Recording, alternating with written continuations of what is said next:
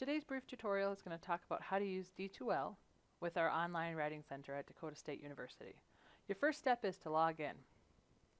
Once you've logged in, you'll get to your home page in D2L.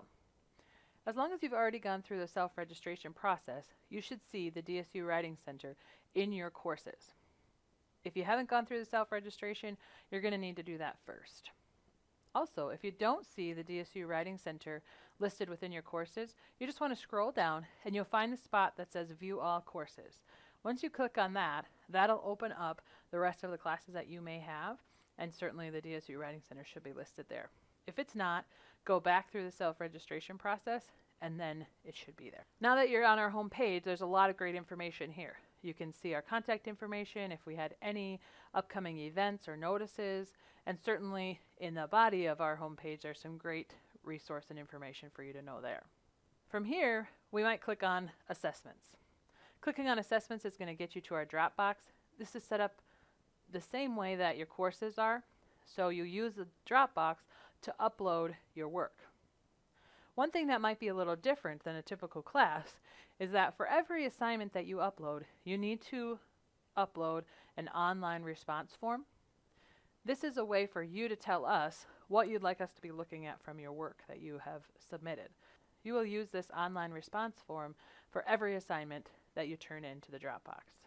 You'll want to select your current month and year to upload your documents to, and then you will just click on Add a File. Once you click on Add a File, you'll find the document that you want to upload. Remember that with every assignment, there's 3 things you should upload.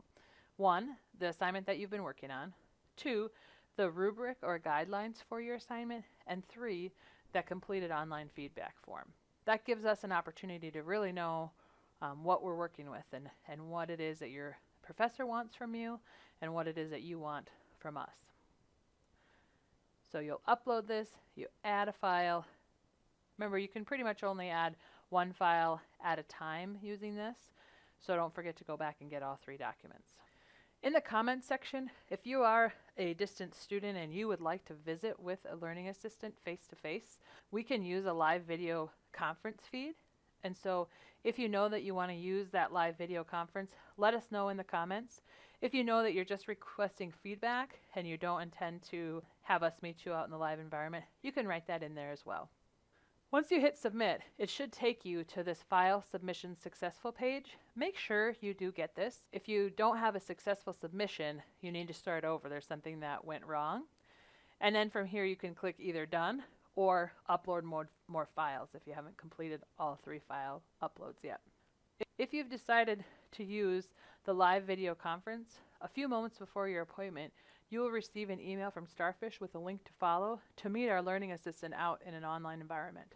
This program really works best in Google Chrome. The last thing that you really need to do after you've submitted your documents is to make sure that you schedule an appointment using Starfish. It's so important for you to complete this step. If you have no appointment, we don't know to review your materials. This is the same if you're going to be in a live video conference mode or if we're just reviewing your documents and sending you back feedback. Either way, you have to schedule an appointment in Starfish. After your appointment, the learning assistants will provide feedback to you within 24 hours. If you're having a live video conference, your feedback is live, but you still want to make sure that your documents are in D2L. If you have any questions, please let us know. Thank you.